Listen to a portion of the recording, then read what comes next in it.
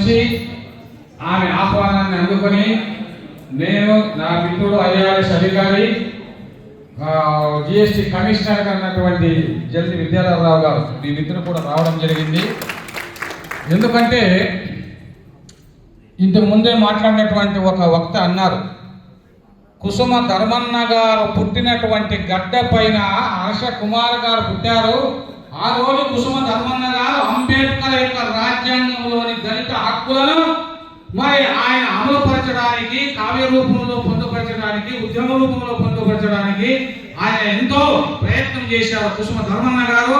మరి అదే చోట పుట్టినటువంటి హర్ష కుమార్ గారు కూడా మరి ప్రపంచవ్యాప్తంగా భారతదేశంలోనే కాదు దళిత వాణిని, దళితుల యొక్క స్వరాన్ని గట్టిగా వినిపించి పార్లమెంట్ లో కూడా గట్టిగా వినిపించినటువంటి గొప్ప నాయకుడు అంటే నాకు అనిపించింది ఆనాటి అంబేద్కర్ అని.